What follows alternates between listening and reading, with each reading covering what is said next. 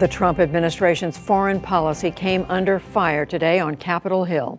For the first time since President Trump met with leaders from North Korea and Russia, Secretary of State Mike Pompeo was grilled at a Senate Foreign Relations Committee hearing. Nick Schifrin has the story. 2 months, 2 summits, 2 mysteries. What did the president promise in his meetings with Russian President Vladimir Putin? It's great to be with you. And North Korean leader Kim Jong-un. Today, Secretary of State Mike Pompeo defended the administration. But before he could even begin, Republican Chairman Bob Corker, who's not running for re-election, unloaded on the nation's top diplomat. You come before a group of senators today who are filled with serious doubts about this White House and its conduct of American foreign policy. In the summit's aftermath, we saw an American president who appeared submissive and deferential. From where we sit, it appears that in a ready, fire, aim fashion, the White House is waking up every morning and making it up as they go. Pompeo began by trying to reassure senators on the administration's Russia policy, announcing what he called a new Crimea declaration. In 2014, Russian troops helped push through a Crimea referendum that led to its annexation, after the U.S. imposed sanctions and refused to recognize Crimea as part of Russia.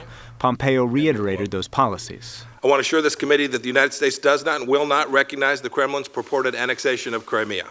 There will be no relief of Crimea-related sanctions until Russia returns control of the Crimean Peninsula to Ukraine. But Republican and Democratic senators expressed repeated concerns about last week's summit in Helsinki and what the president did and did not offer, led by ranking member New Jersey Democrat Bob Menendez. Did he tell Putin that I'll release or ultimately relax sanctions? Senator, what you need to conduct your role, your appropriate role, I will provide you today.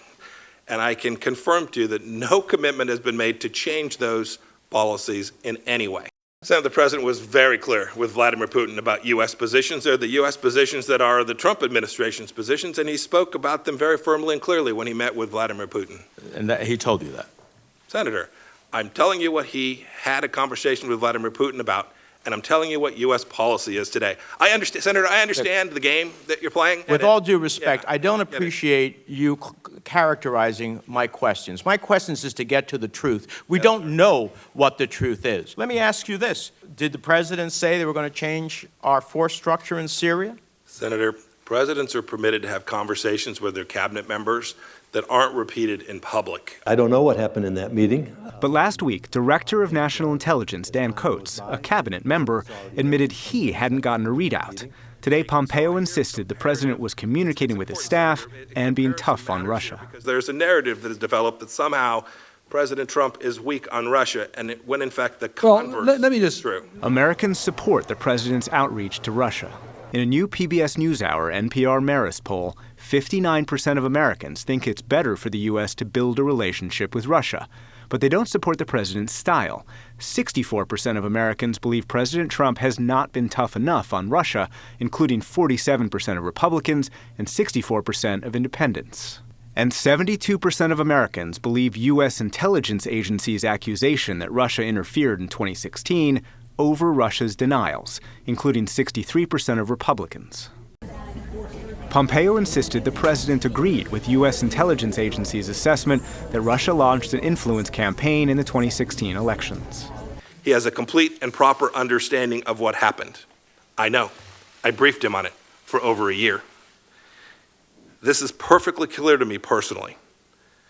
I am also certain he deeply respects the difficult and dangerous work that our patriots in the intelligence community do every single day. In Congress, there's momentum for a new Russia sanctions package, and Pompeo came out in favor of a bill that would trigger automatic sanctions if the intelligence community concluded a foreign country meddled in U.S. elections.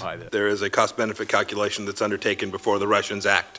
So it follows necessarily that putting on notice with essentially a fail-safe, if you will, about things that will follow has the likelihood of being successful in raising the cost in terms of how he calculates risk associated with a wide range of actions. Earlier this month, Pompeo made at least his 4th trip to North Korea to try and convince Kim Jong-un to verifiably give up his nuclear weapons. U.S. intelligence believes North Korea is dismantling an engine testing site, but North Korea has not made any other public concessions.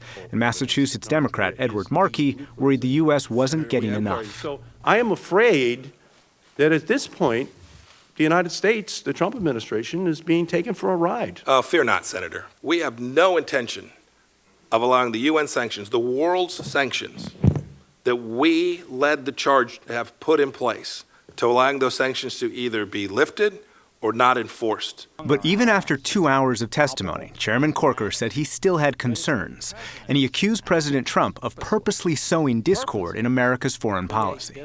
I think you're a patriot. Tremendous faith in Mattis. But it's the president's actions that create tremendous distrust in our nation, among our allies. It's palpable. We meet and talk with them. Is there a strategy to this, or is it what is it that causes the president to purposely create distrust in these institutions and what we're doing?